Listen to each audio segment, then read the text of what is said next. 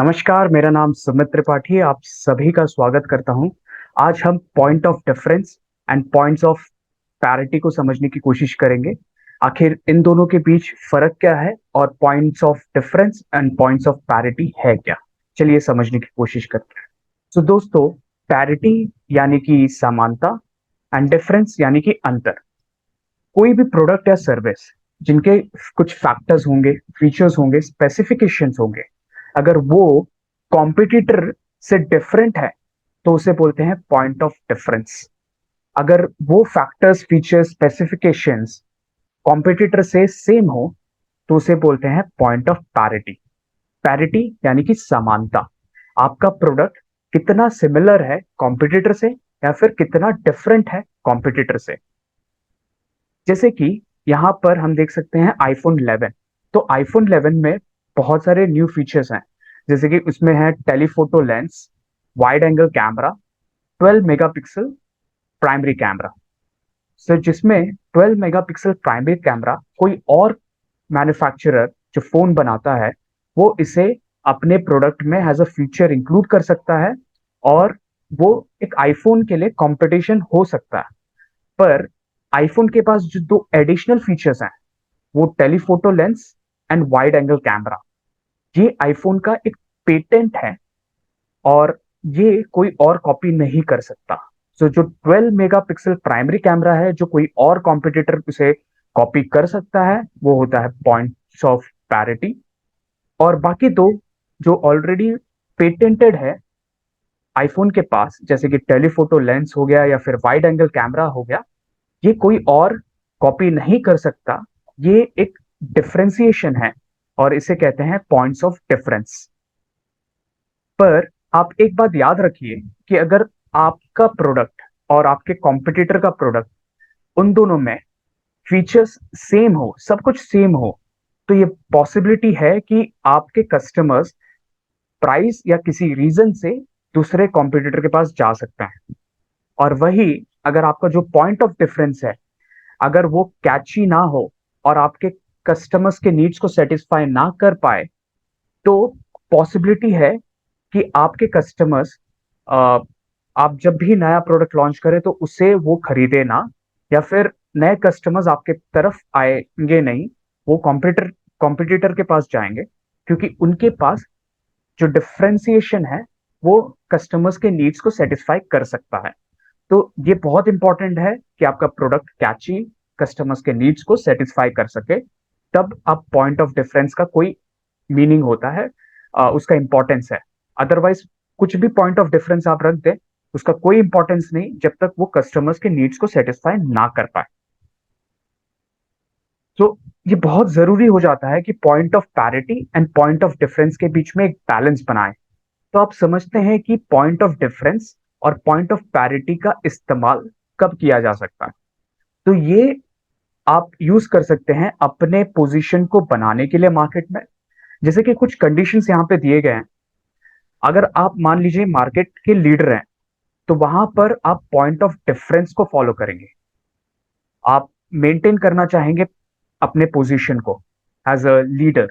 अगर आपके competitor me to type के प्रोडक्ट बनाते हैं, आप जैसा प्रोडक्ट बनाते हैं वो भी वैसे ही प्रोडक्ट बनाते हैं, या फिर चुस्त टाइप के हैं, नए इनोवेशंस पे ध्यान नहीं देते हैं, सो ऐसे केस में आपको सरवाइव होने के लिए आपको पॉइंट ऑफ पैरिटी के पोजीशन को फॉलो करना पड़ेगा।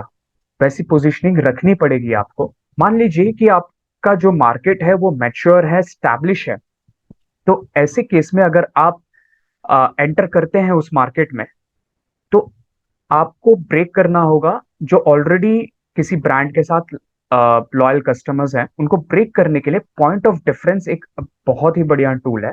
आप अपने प्रोडक्ट के फीचर्स या स्पेसिफिकेशंस को यूनिक रख सकते हैं और उसकी मदद से आप ब्रेक कर सकते हैं लॉयलिटी ऑफ कस्टमर्स दूसरे ब्रांड के लिए।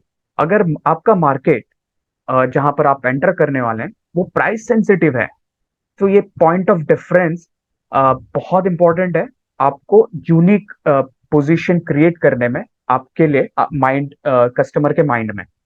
ऐसा कोई कंडीशन हो जहां पर मार्केट बहुत तेजी से चेंज हो रहा है, बहुत फास्ट ग्रोइंग है, सो वहां पर आपको पॉइंट ऑफ पैरिटी के पोजीशन को फॉलो करना पड़ेगा, जहां पर आप प्राइमरी डिमांड्स को फुलफिल करने की प्रायोरिटी के साथ आप पॉइंट ऑफ पैरिटी के पोजीशन को आप चूज करेंगे। ऐसे कोई कंडीशंस हो सकता है जहां पर आपके पास सिमिलर प्रोडक्ट हो, सिमिलर मार्केट के लिए, तो वैसे केस में पॉइंट ऑफ डिफरेंस बहुत इंपॉर्टेंट हो जाता है।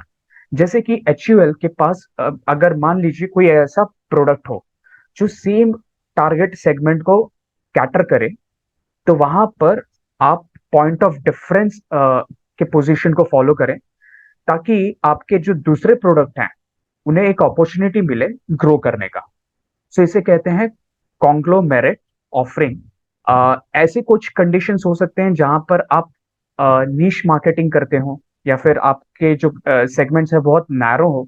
सो ऐसे केस में आप पॉइंट ऑफ डिफरेंस के स्ट्रैटेजी को फॉलो करें, क्योंकि यहाँ पर जो कस्टमर के नीड्स है, डिमांड्स है, वो बहुत डाइवर्स है। तो इस तरह से आप डिफरेंट कंडीशंस में पॉइंट ऑफ पैरिटी या फिर पॉइंट ऑफ डिफरेंस के पोजीशन को अडॉप्ट कर सकते हैं। अब समझते हैं एडवांटेज क्या है और डिसएडवांटेज क्या है। मान लीजिए कि अगर पॉइंट ऑफ डिफरेंस है, सो एडवांटेज ये है कि आपका प्रोडक्ट इनोवेटिव होगा। ऑफ कोर्स डिफरेंस है, डिफरेंट है, यूनिक पोजीशन क्रिएट कर रहे हैं आप मार्केट में, तो आपने इनोवेट किया होगा, आपके पास नए कस्टमर्स आएंगे, आप नए कस्टमर्स को एक्वायर कर सकते हैं, एक यूनिक प्लेस क्रिएट कर सकते हैं कस्टमर के माइंड। पर इसका एक ड्रॉबैक भी है, आपको बहुत सारे इन्वेस्टमेंट्स करने पड़ेंगे रिसर्च एंड डेवलपमेंट में, आपका प्रोडक्ट का कॉस्ट बढ़ जाएगा। ऐसा हो सकता है कि आपने जो यूनिक फीचर क्रिएट किया हो वो कस्टमर के नीड्स को सेटिस्फाई ना कर पाए, और ये आपके लिए एक डिसएडवांटेज हो सकता है। ऐसा भी हो सकता है कि आपके कॉम्पिटिटर आपके प्रोडक्ट के रेप्लिकास जनरेट कर लें। अगर आपके पास पेटेंट ना हो तो इसकी पॉसिबिलिटी बढ़ जाती है कि आपके प्रोडक्ट का डुप्लीकेट कॉपी बन सकता है। पॉइंट ऑफ पैरिटी में जो एडवांटेज है वो है आप बहुत आसान तरीके से मार्केट में एंटर कर सकते हैं, कोई भी इन्वेस्टमेंट की जरूरत नहीं है। आपको ऑलरेडी मार्केट पता है, प्राइस पता है, और आप उसी प्राइस पे मार्केट में एंटर करते हैं। पर इसका डिसएडवांटेज ये है कि बहुत कॉस्ट सेंसिटिव मार्केट होता है, जहां पर कस्टमर क्विकली स्विच होते हैं। यहाँ पर सर्वाइवल का बहुत बड़ा चैलेंज होता है। तो ये थे कुछ point of parity and point of difference के एडवांटेज एंड डिसएडवांटेज। तो अब हम कुछ एग्जांपल्स को देखते हैं और समझते हैं कि पॉइंट ऑफ पैरिटी और पॉइंट ऑफ डिफरेंस में आखिर फर्क क्या है। सो आईओएस आईओएस आपके माइंड में एक यूनिक प्लेस क्रिएट करता है, और आईओएस के पास एक ऐसा यूनिक फीचर है जो बाकी कॉम्पिटिटर्स उसे अडॉप्ट नहीं कर सकते, क्योंकि आईओएस एक पेटेंट प्लेटफॉर्म है जहां पर आपको अच्छा सिक्योरिटी दे सकता है। इसका जो कॉम्पिटिटर है वो है एंड्रॉयड।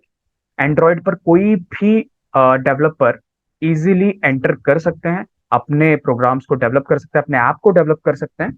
पर आईओएस पे वैसा नहीं है।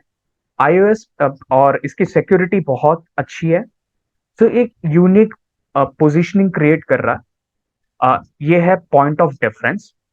डोमिनोज ने, आपको याद होगा कि 30 मिनट्स चैलेंज, जहां पर वो 30 मिनट्स में डिलीवर करेंगे पिज्जा आपके घर तक, अगर इसमें वो असफल रहे तो आपको पिज्जा फ्री में मिलेगा।